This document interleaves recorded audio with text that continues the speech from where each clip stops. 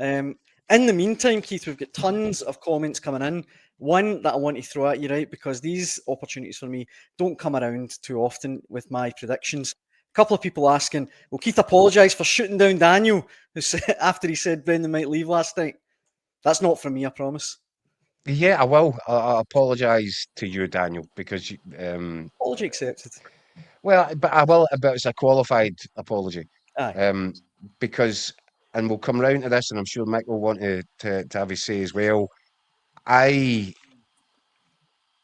A lot happened in the last 24 hours, which leads me to believe I'm not convinced this was how you would describe a typical resignation.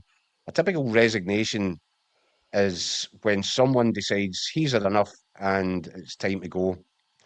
I don't believe that's the headspace that Brendan Rodgers was in when all this happened last night. I think that he, I strongly suspect that he was almost blindsided by a move made by Dermot Desmond, and he was left in no other position where the only thing that he could do was resign.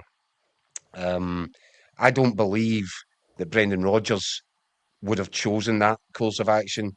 It's my firm belief that there was an occasion right at the end of the transfer window where, as we said last night, I think he took a couple of days to process, think his position through, and then I think he kind of became resolved at that point.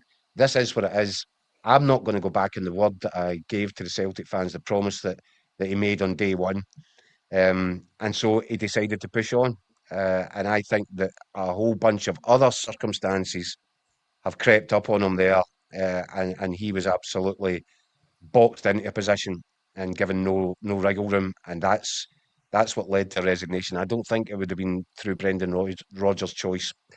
I think there's a whole lot that's going on there, which is really quite distasteful in nature. I feel quite sorry for him in terms of how he's having to leave the place this time when it wasn't meant to end like this for Brendan Rodgers. And I think it was quite savage the way that he's been ultimately brought down. And I don't think it reflects well on Dermot Desmond, the board. Um, you know, the board. Where's Michael Nicholson? He's the chief executive. He's more like a minister without portfolio. Where is he in the decision making process here? He's a non-contributor. So no wonder that to me just adds to and vindicates the protest against the board. The guys that are saying you guys are not fit for purpose. The way that Dermot Desmond was able to railroad that thing last night publicly, the way that he was able to eviscerate the character of Brendan Rodgers, none of it looks good. None of it reflects well in Celtic, and everything points to the very kind of fundamental issues that the fans have been expressing for so long about the sort of management structure and the culture behind the scenes at Celtic Park. I think it's a horrible look. I think that what you saw today was Martin O'Neill coming in, doing his Martin O'Neill shtick, and the fans will love that and they'll love to see him back.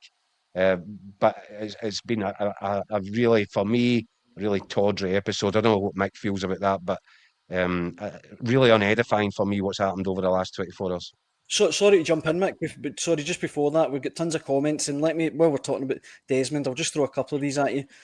Desmond, this is from David. Desmond should be ashamed of himself after those comments about one of the most decorated managers in our history. Happy to see a change, though.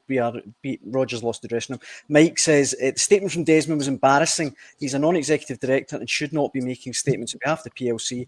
He has shown Nicholson to be the puppet he is. Yeah. I tend to agree. I think it's been pretty unedifying, the whole process. I think I'm not particularly surprised that it's come to this point, but the way it's escalated and ended was kind of shocking, really.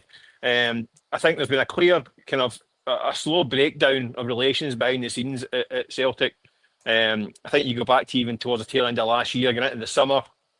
I think Brendan lost faith in a lot of the recruitment, and I think Brendan Rodgers, I think, he can be high maintenance. He can be demanding. I don't think he's probably the easiest manager to deal with, but that's what you get when you get an elite manager. They set high demands. They expect the best.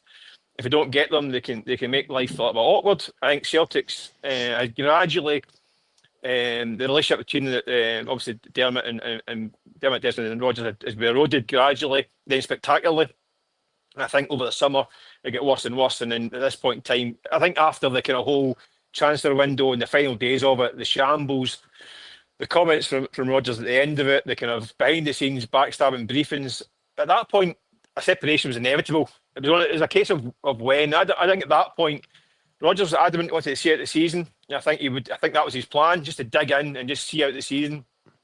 I think it was getting obviously, but it started to affect everything at the club from top to bottom and on the pitch.